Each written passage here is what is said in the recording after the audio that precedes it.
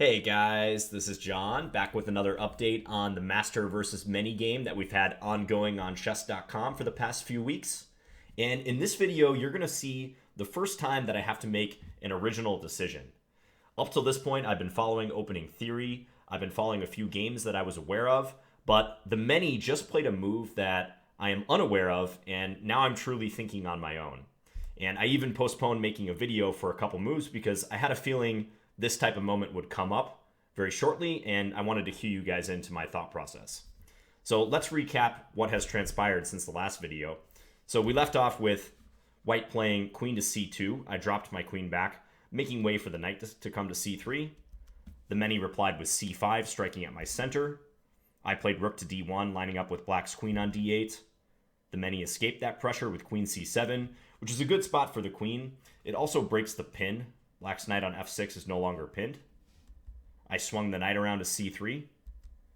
The Many played a6, which is a prophylactic move. They no longer have to worry about my knight hopping to b5 and attacking the queen and the pawn. It could also be helpful in pushing b5 later, if that ever works for black tactically. I played pawn to f3. This is a slightly unfortunate move to have to make. Even though it does block the light square bishop, it loses time. I would prefer to simply move my light square bishop out right away, bishop e2 or bishop d3, but note that black could take my pawn on g2 in that case. So as I explained before, in this line, white tends to be down in development early on, and therefore has to be careful. So after f3, the Many played h6, attacking my dark square bishop. I haven't gone through the trouble of going behind in development simply to forfeit my dark square bishop, so I'm not going to take on f6 here. I drop the bishop back to h4. The Many took on d4, so releasing the tension. Here I had a choice about which way to take. And in this line, white's choice is usually to take with the rook, because if you take with the pawn, that somewhat defeats the purpose of bringing the rook to d1 in the first place. I want to take with the rook so I maintain pressure on d6, which is a potentially weak pawn for black. You could imagine if I had another move and could play bishop g3, I'd be double attacking this pawn. So therefore, the Many played d5. They just advanced it.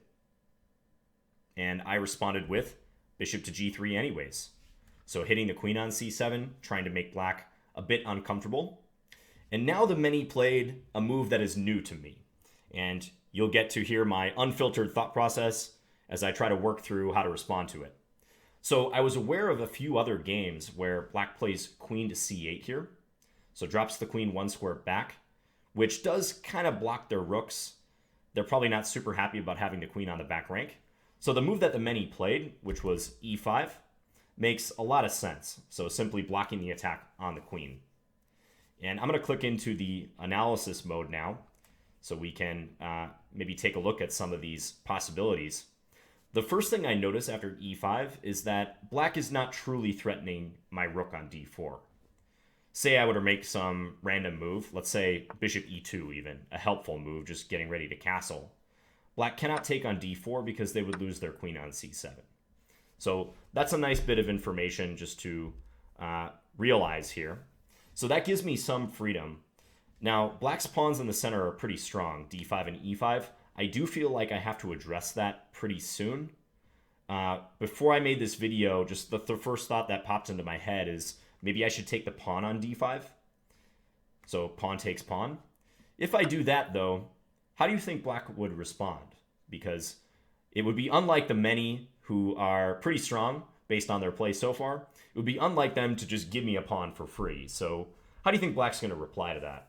And if you want to pause your video and figure that out, you can do so now while I drink some tea.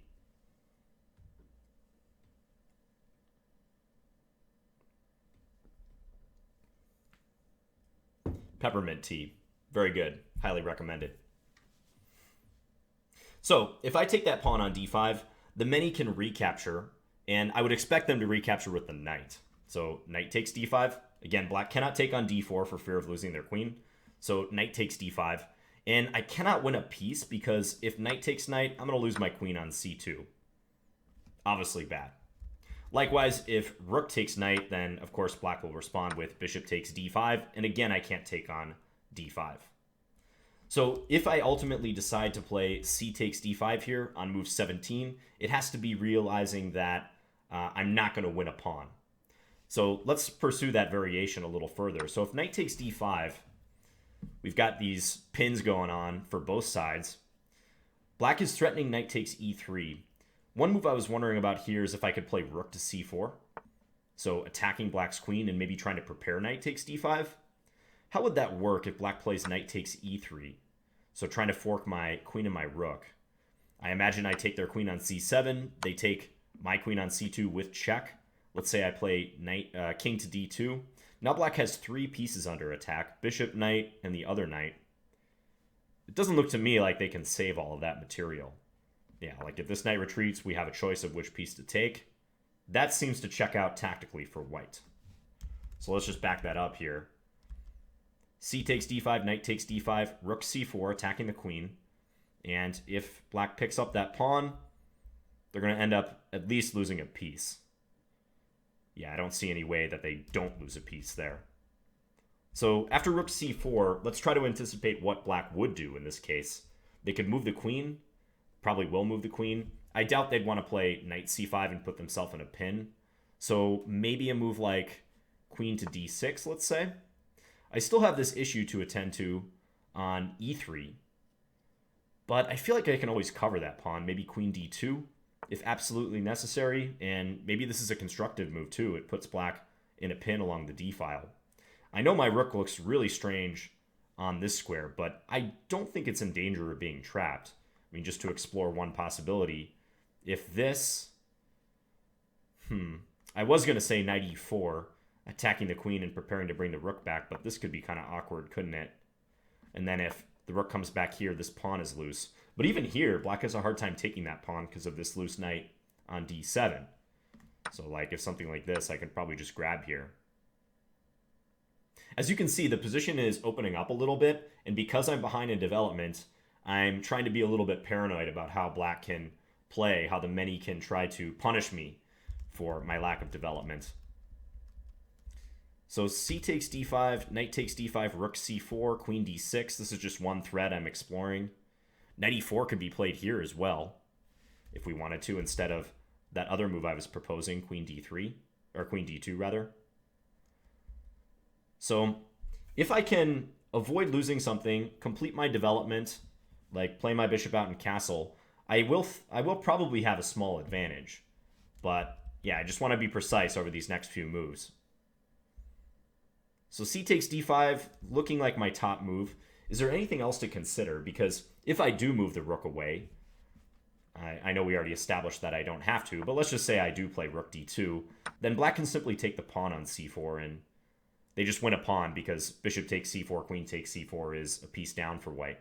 So I don't want to move my rook. Not a whole lot of other moves make sense. Knight takes d5 again would just drop material. Black just takes.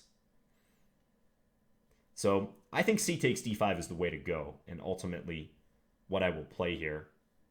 What about that thread c takes d5, queen c5? I think I mentioned this possibility. So trying to threaten e takes d4, and also if my rook moves, maybe going after that pawn on e3. How would I react to that? Could I maybe play b4 here? Or is that too crazy? b4 hitting the queen.